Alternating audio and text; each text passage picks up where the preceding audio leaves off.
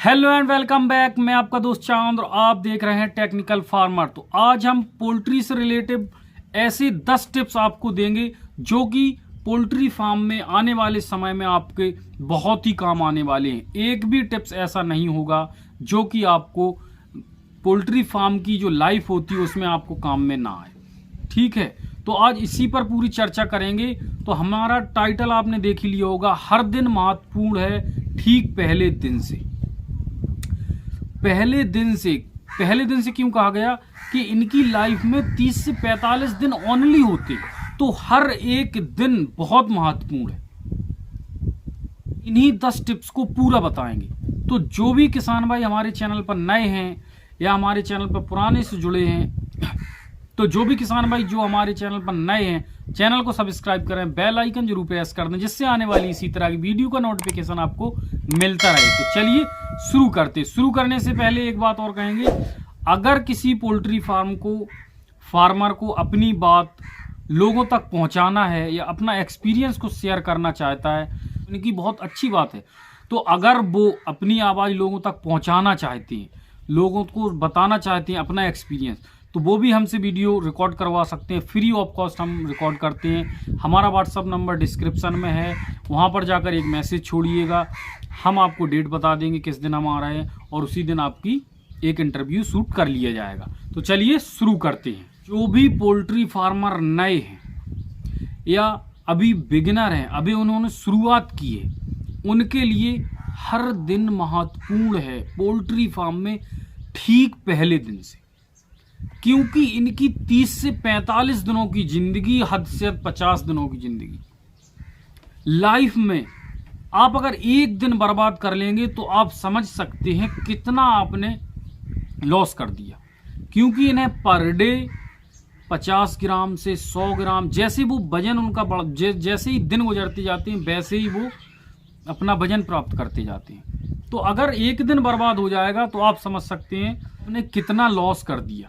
तो एक एक दिन महत्वपूर्ण है पोल्ट्री फार्मिंग। तो चलिए 10 जो हमने टिप्स आपके लिए बताने की बात की थी, तो सबसे पहला टिप्स क्या है? सबसे पहला जो टिप्स है, ध्यान करने योग्य बात है, पोल्ट्री फार्म में चिक्स जैसे ही आपके यहाँ प्लेस होता है, सबसे पहला है तापमान। आपको तापमान मेंटेन करना है। तापमान का आपको विशेष ध्यान देना है। छोटा चिक्स होता है 35 डिग्री, 30 से 35 डिग्री उसको मेंटेन करना होता है, तो उसे आप बिल्कुल ध्यान रखिए। जैसे ही बड़ा होता जाता है, दिन गुजरते जाते हैं, 25 से 28 के बीच में भी पोल्ट्री फार्म चलता रहता है। बड़े हो जाते हैं जब वो, छोटे से 35, 30, 35 रखना है जितना हो सके। तो तापमान पर विशेष ध्यान रखना है आपको। दूसरा नंबर, मच्छियों का घनत्व, यानी जो बर्ड हैं आपके, वो कितनी संख्या में और कितने एरिया में डाले हुए हैं आपने।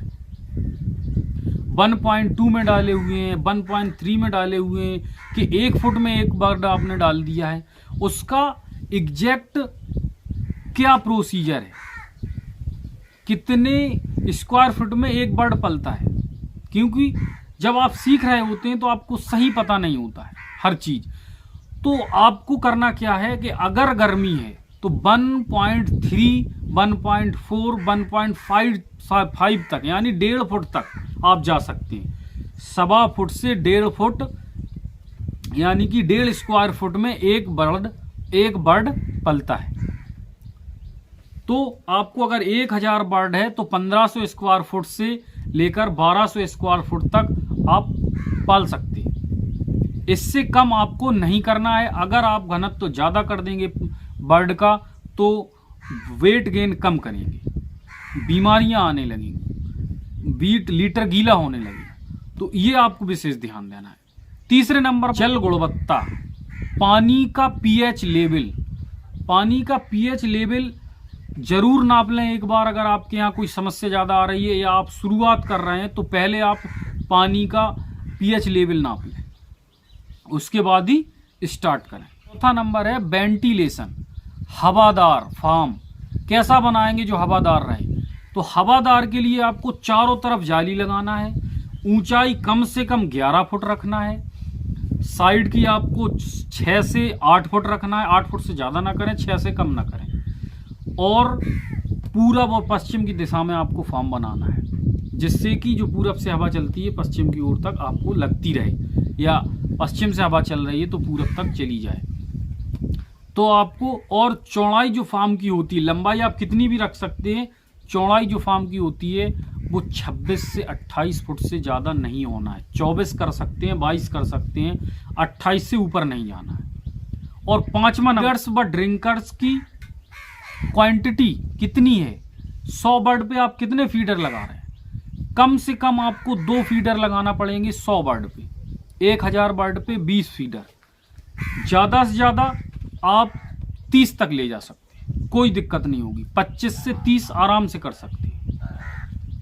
और ड्रिंकर का और फीडर का एक सा ही मैनेजमेंट होता है। 100 बर्ड पे आप 2 लगा सकते हैं, और अगर और अच्छा करना है आपको तो आप 3 लगा सकते हैं। ज़्यादा लगाने को आप 4 भी लगा लें, फिर वो थोड़ा एरिया का दिक्कत आ जाती है कि एरिया ज़्यादा घेर लेते हैं। तो 3 तक आप लगा सकते हैं, 4 तक भी जा सकते हैं, लेकिन 4 ज़्यादा ना कोशिश करें। तो 6वें नंबर पर हम बात कर रहे हैं फीड, भंडारण और टीकाकरण।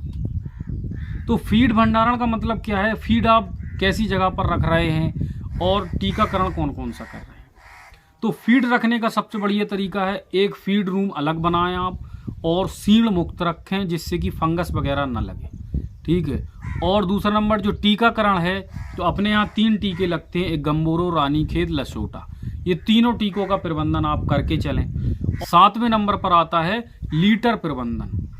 जो आपका लीटर होता है, यानी जो बिछावन होता है, जो बुरादा है या आप चावल का छिलका बिछाते हैं, उसे हम लीटर बोलते हैं, ठीक है। तो लीटर प्रबंधन का मतलब क्या है कि आप उसे एक तो सूखा रखें, गीला ना रखें, ठीक है। सूखा लीटर रखें, और जब आप डालते हैं उसको, तो आप कितनी मात्रा में डाल रहे हैं, तो कम से कम आप 1 इंच जरूर डालें, और लीटर को गीला बिल्कुल भी ना होने दें।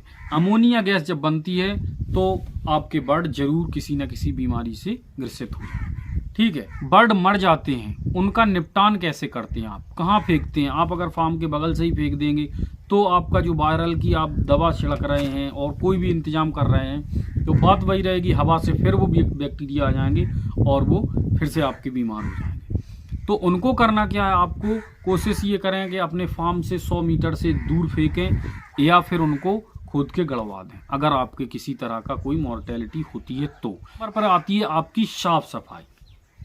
जब आपका फार्म की लॉट निकल जाती है तो साफ सफाई आप कैसी कर रहे हैं और क्या उसमें आप सफाई में लगा रहे हैं। तो साफ सफाई आपको बहुत ही अच्छी तरीके से करना है, ऊपर से नीचे पूरा फार्म अच्छे से आपको क्लीन कर देना है, और उसके बाद आपको फार्मोलिन का स्प्रे करना है। फार्मोलिन का स्प्रे आप साफ करने के बाद जरूर करें, जिससे कि जो बैक्टीरिया वगैरह है वो ख़त्म हो जाए, और चूने का छिड़काव भी जरूर करें। तो साफ सफाई का भी आपको ध्यान रखना है। और 10वें नंबर पर आता है जो पोल्ट्री फार्म में क्या आप सुबह से लेकर शाम तक कर रहे हैं, रिकॉर्ड रखना। ऐसा नहीं है कि आपने 50,000 के बच्चे ले लिए हैं, बर्ड ले लिए, 1 लाख का दाना ले लिया है, और थोड़ा बहुत इधर उधर हो गया है, 1000 की दवा ली थी, और बस ऐसे ही चल रहा है बिना लिखे लिखे।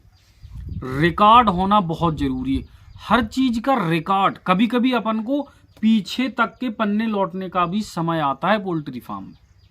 तो आप रिकॉर्ड जब रखेंगे तो आपको पता होगा इस महीने में क्या रेट माल गया था, या इस दिन हमने कितना माल फीड हमारे बर्ड ने खाया था, कितना वजन उसने बढ़ाया था, या कितना मॉर्टेलिटी कल हो गई थी या आज हो गई थी, सारा रिकॉर्ड रहेगा।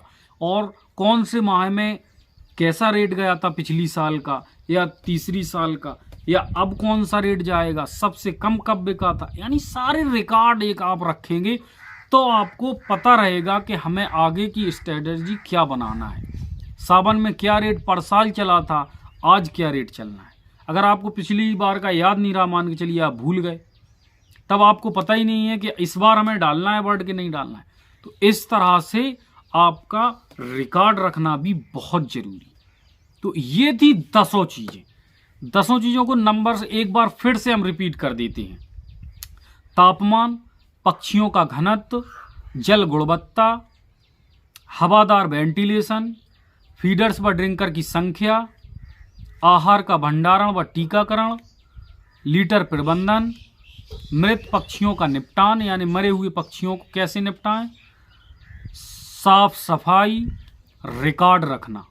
ये 10 चीज़ें, अगर ये 10 चीज़ें आपने पकड़ ली तो आप समझिए आपको कभी भी पोल्ट्री फार्म में कोई भी फेल नहीं कर सकता है। तो उम्मीद है ये वीडियो आपको पसंद आई होगी। तो जो भी किसान भाइयों को अच्छी लगी वीडियो, शेयर करें अपने भाइयों को, अपने पोल्ट्री फार्मर को, और वीडियो को लाइक करें, शेयर करें। और वीडियो देखने के लिए आपका बहुत बहुत धन्यवाद। और कोई भी कमेंट हो तो आप वीडियो के नीचे कमेंट जरूर करें, हम आपका सवाल का जवाब जरूर देंगे। वीडियो को देखने के लिए आपका बहुत बहुत धन्यवाद। Thank you for watching.